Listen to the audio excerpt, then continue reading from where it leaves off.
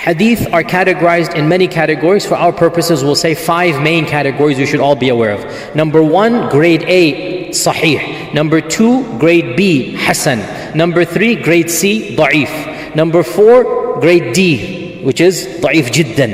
And number 5, grade F, fabricated, fabricated. Grade F, fabricated, we know for a fact the Prophet did not say it. Fabricated, we know ilm al-yaqeen, we know this is a kadhib, this is a lie. For example, the infamous fabricated hadith, seek knowledge even if you have to go to China. This is fabricated, the Prophet never uttered it, we know exactly who fabricated it. So this is fabricated. Now, Sahih and Hasan, the only difference between them is the quality of narrators. You know, you have grade A and you have grade B students. They're both good. They're both above average. They're both passing the class with good. If you get a B in a class, overall you've done good. You know, 2 thumbs up or a thumb and a half up, no big deal. The A students, mashallah, excellent. So Hasan hadith is grade B. Okay, above average, good.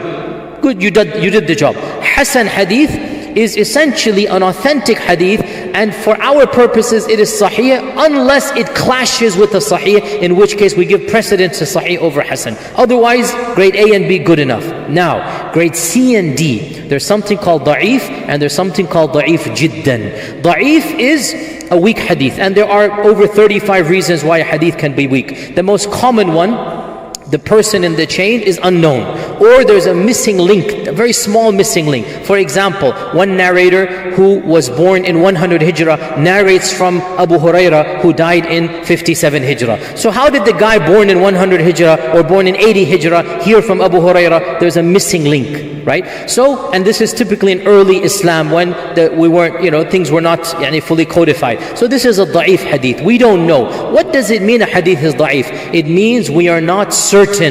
Maybe the Prophet ﷺ said it, maybe he didn't. We are uncertain. Da'if jiddan, we are fairly certain that he did not say it, but it's not an intentional fabrication. It's a mistake from one of the narrators. Some narrator made a mistake, somebody messed up something, but it's not a fabrication. A fabrication means we know somebody intentionally lied. So da'if jiddan, for our purposes, we throw it out the window. It's clearly an error, but it's not a fabrication. Now, the controversy comes over only category C, which is da'if. And in a nutshell, the vast majority of scholars from early Islam to medieval Islam to pre-modern Islam, 13 centuries of scholarship. This is so much so that many ulama even said there is ijma' or there is ittifaq of the ulama. They said a da'if hadith, listen to this carefully, can never be used for theology. You cannot derive aqidah from a da'if hadith, or for halal and haram. You cannot base a ruling of halal and haram from a da'if hadith. But the vast majority of scholars said you may use it in what is called nafil actions, or supererogatory, or fada'il, or encouragement. So to encourage people to do something generically good, you may use da'if hadith. And this is the explicit opinion of hundreds of ulama, and there's no time to go into them, but the most famous amongst them, beginning with Imam Ahmad ibn Hanbal himself. He said, when we narrate a hadith about halal and haram, he made a fist. He said, shaddadna, we make it strict. And then when we narrate hadith about other things, he opened his hand, tasahalna, we make it easy. Okay, about fada'il, tasahalna, he made it easy. This is Imam Ahmad ibn Hanbal and Ibn Abd al-Barr and Imam al-Nawawi in his famous commentary on a book of the sciences of hadith, Rawdat al-Muhibbin, one of the most famous commentaries of the books of hadith. Ibn Salah wrote a book about hadith and the science of hadith. Imam al-Nawawi commented on it. And in it he says there is consensus of the ulama. In other words, he didn't know of any difference of opinion. There is consensus of the ulama that a weak hadith may be used as long as some conditions are met. Number one, it is used in fada'il, which is, as we said, encouraging good things, or talking about generically something bad and everybody knows it's bad, but a hadith comes with a specific reward or a specific punishment, we may use that. Number two, that it is not haram and halal, it is not theology. And then some have added number three, that the one who narrates the hadith hadith should tell the audience that it is a weak hadith. Now, and number three is some ulama didn't accept it has to be done. In any case, this had been the famous methodology throughout most of Islam. However, many later scholars began to be very lax, and they began using da'if jiddan, maybe even fabricated hadith. And it became something very common, especially after, let's say medieval times. So let's say from around 900, 1000 Hijrah, the science of hadith, there really was no great mujaddid to come in the sciences of hadith. So scholars became very lax. If it's found in some book somewhere, we can quote it. And this led to a counter-reaction. What was that counter-reaction? And by the way, you know Newton's law. What is Newton's law? For every action there is a equal and opposite reaction, right? So there's also something in Islamic theology. For every extremism, there is always an equal and opposite counter-extremism. Take this as a rule of thumb throughout Islamic history. Every time one group did one thing extreme, another group does another thing to counter it in an extreme manner. And we cannot react emotionally. We are ummatan wasata. But this is human nature, it is human history. And we see this, by the way, across the board in every issue. In any case, I'm thinking about governments and whatnot, and you see what's going on, and the extremists here and extremists there. And anyway, so the point being that when this extreme laxity came, one of our great scholars of the previous generation, Shaykh Muhammad Nasiruddin al-Albani, may Allah Azza wa Jal exalt his ranks and forgives his sins. He died in 1999, and there is no question, and even his critics agree, that Shaykh al-Albani really revived the love of the sciences of hadith and the love of being meticulous. Where did the hadith come from? Who narrated it? Where'd you get it from? What's your source? Even his critics acknowledge that he did a lot to revive the love of the sciences of hadith. So Shaykh al-Albani was somebody whom Allah wrote a lot of love for, a lot of acceptance for. And in his love for hadith, he began propagating a view that some have said no one before him ever said.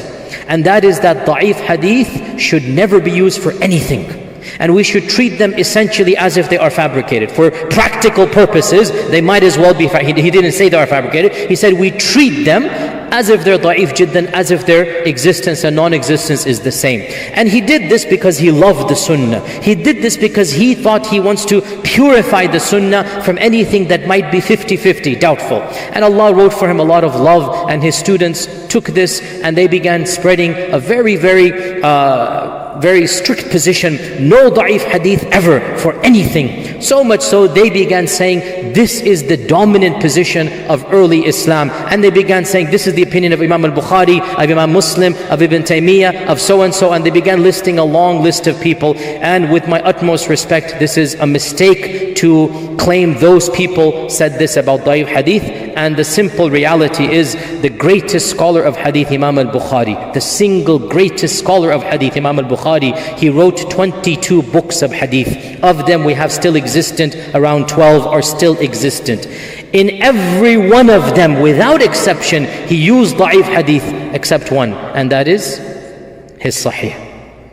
And so even Imam al-Bukhari, and no one can accuse him of not loving the sunnah, and no one can accuse him of not knowing sahih and hasan and da'if. In every single book of his, along with Imam Muslim wrote a number of books. He wrote Kitab al-Tamyiz, and he wrote his Muqaddimah. In his other books, Imam Muslim himself has hadith that are slightly weak. And of course he knows they're weak because they're not in his sahih. He purposely did not put them in his sahih. So Imam al-Bukhari wanted to give you the creme de la creme, grade A. This is my sahih. But he fully understood that it is permissible to use da'if hadith for broader things. And the same goes for Ibn Taymiyyah, his books, and I have read hundreds of volumes of Ibn Taymiyyah. Everybody knows this, that Ibn Taymiyyah used da'if hadith all the time, not for fiqh, not for theology, but for blessings and whatnot. This is well known. So with my utmost respect to this later school, and I know some people are very sensitive about this, but please read and do your research with me. I graduated from the College of Hadith, and I myself used to say once upon a time, 25 years ago, we should only use Sahih Hadith, Sahih Hadith. But when you study, when you learn, and when you see, then you realize this position is really a new one, and the classical position is the one that the vast majority of ulama use, and so it should be used properly. We use Imam al-Nawawi's conditions, and that is, you do not use it for haram and halal, you do not use it for theology, you use it only to encourage generic good. Let me give you some basic examples of da'if hadith that are used, and why should we not use them. For example, in Sunan al-Tirmidhi, we have a da'if hadith. Why is it da'if? One of the narrators, we don't know much about him, he's just a name. We don't know much about him. The da'if hadith is that on the day of judgment, the Hafidh al-Quran will come and he will make shafa'ah for 10 people from his family members. He will give shafa'ah for 10 people. Another da'if hadith also in Tirmidhi, that on the judgment day, the Hafidh al-Quran will come and his parents will have a crown of light because of their son or daughter, that they've done hifz to him. Now, these hadith are da'if. Let me ask you, is it Islamic to memorize the Quran, yes or no?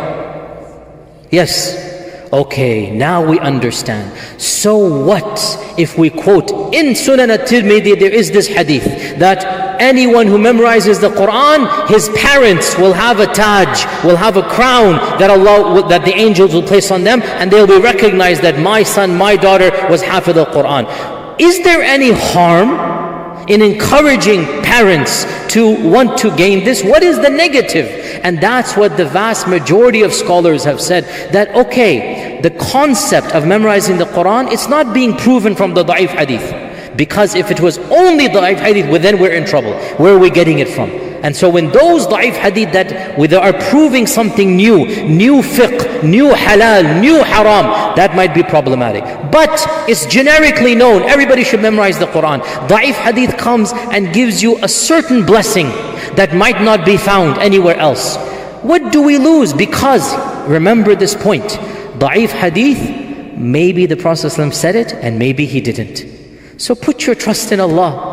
And brutally honest, I'm Hafidh. I pray inshallah Allah puts taj on my parents on judgment day. Wallahi, I pray like this. Why can't we? Why can't we have that good intention of Allah? What do we lose by encouraging the generic good when people follow da'if hadith? With the caveat, as we said, we do not derive haram and halal by unanimous consensus. So that in a nutshell is the issue of da'if hadith.